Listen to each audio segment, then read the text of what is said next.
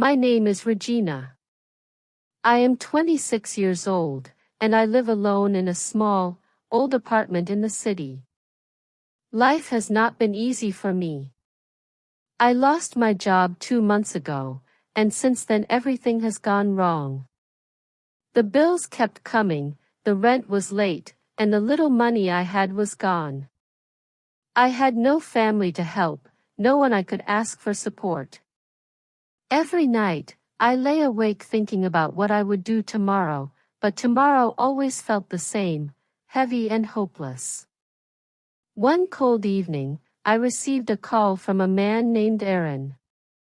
His voice was calm, confident, and distant. He said he had a business proposal for me. At first, I thought it was a mistake, but then he said something that made my heart stop. "I will pay you $500,000 if you agree to have my baby," he said. I could not believe it.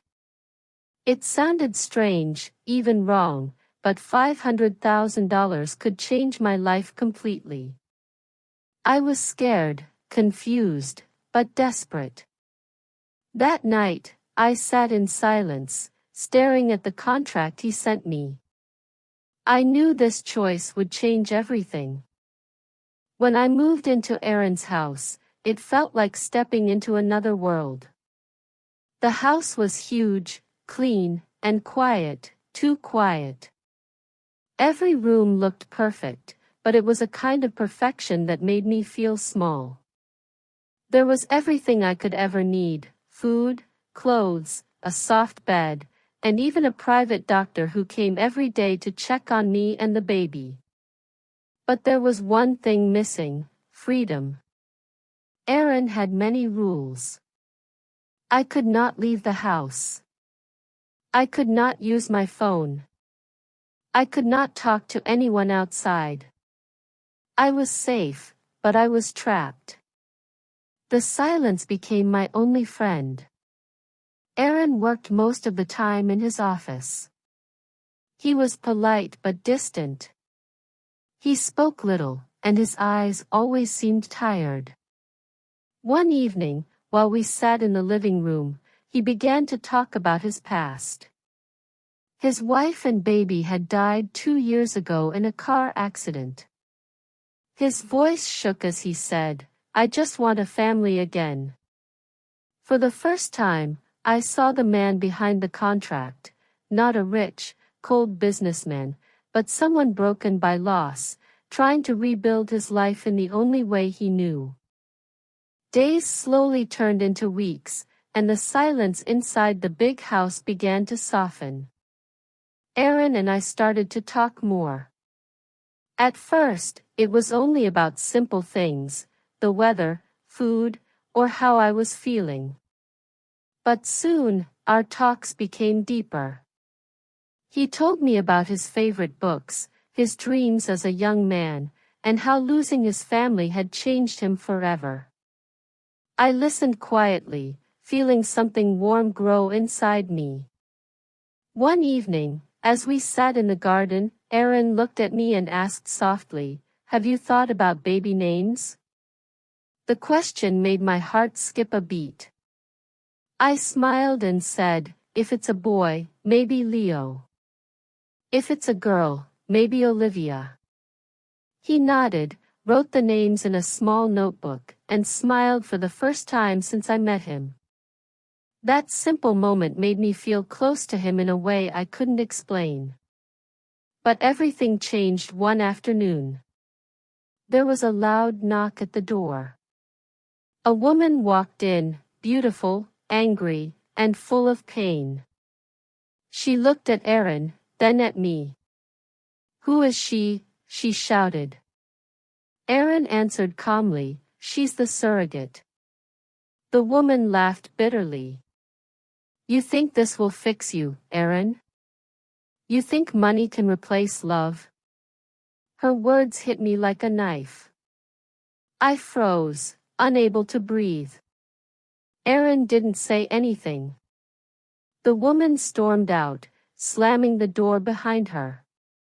When she was gone, I looked at Aaron, waiting for him to say something, to explain.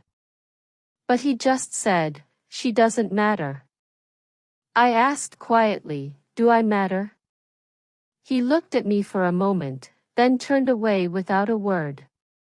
The silence that followed was louder than any scream. I realized then that I had fallen for a man who still lived in the shadow of his past. My heart ached, not just from his silence, but from the truth. I was never part of his future. I was just a part of his healing. That night, I cried alone in my room, clutching my stomach and whispering to the baby inside me, "Maybe you're the only real thing in this house." The house grew quieter after that day. Aaron went back to spending most of his time in his office, and I stopped waiting for him to speak to me. I tried to focus on the baby, on staying calm, on surviving the strange loneliness that filled every corner of that place. But something inside me felt wrong.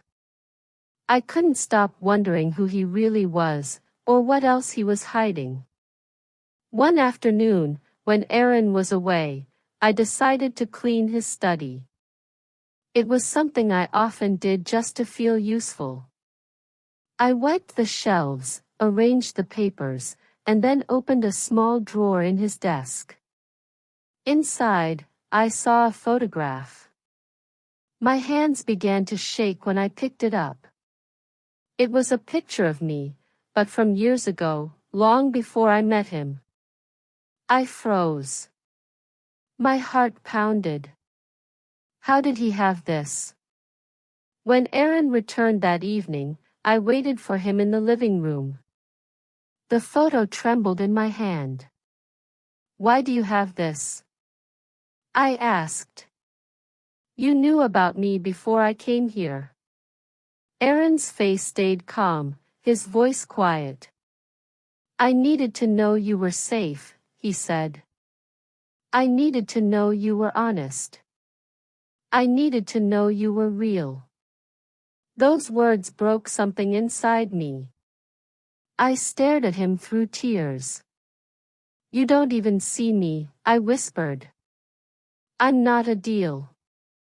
I'm not a contract. I'm a person." He said nothing. His silence was worse than anger. I realized then that whatever I felt for him, the small hope, the fragile affection, had been built on a lie. I was never a part of his life. I was just a part of his plan. I went to my room, packed my bags, and walked out of that perfect, empty house. The air outside felt sharp and cold, but it was real. For the first time in months, I could breathe. Weeks passed. I moved in with my best friend Katie, who helped me start over.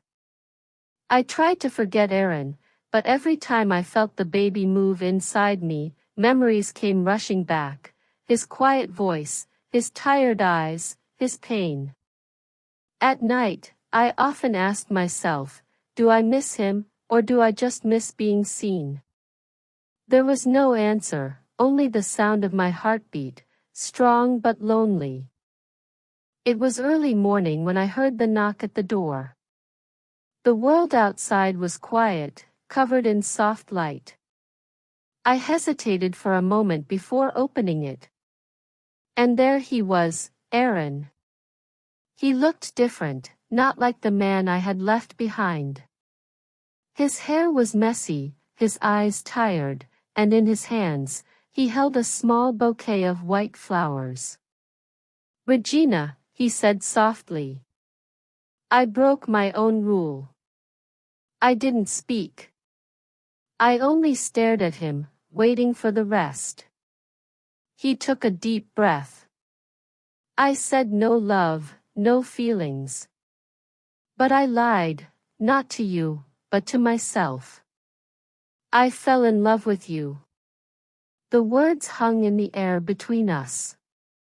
For a moment, neither of us moved. I could see the pain and regret in his face, but also something new, honesty. He continued, I didn't just want a baby. I wanted a family again. I wanted hope. And you gave me that, even when I didn't deserve it. Tears filled my eyes. All the anger, the confusion, the hurt, they didn't disappear, but they softened. I took a small step toward him. You don't need to buy love, Aaron, I said. You just need to feel it. He nodded slowly, his voice breaking. Will you stay? I looked at him, then at the flowers in his trembling hands. I smiled faintly and said, yes. I'll stay. In that quiet morning light, two broken people stood together, not as a deal, not as strangers, but as something new. It wasn't perfect. It was real. I learned something I will never forget. Love cannot be bought. It cannot be planned, written in a contract, or measured in money. Real love happens when two people stop pretending to be strong and choose to face their pain together. What began as a business deal became something real, a connection between two broken hearts that wanted to heal. Looking back, I understand now that life doesn't always take us where we expect to go. Sometimes it takes us through pain, mistakes, and loss, not to punish us, but to teach us how to feel again. When I first met Aaron, I thought I was selling a part of myself for survival. But what I found instead was a lesson, that even the darkest choices can lead to light if we let our hearts open again. Now, as I stand in the garden with Aaron, watching the sunrise, I no longer feel like a woman who made a mistake. I feel like someone who learned to forgive, to trust, and to love again. Love is not perfect. It is fragile, messy, and real. And sometimes, it begins where we least expect it, in the quiet space between two broken souls. If you liked this story, please like, comment, share, and subscribe for more emotional English stories that help you learn English through story and understand life's lessons.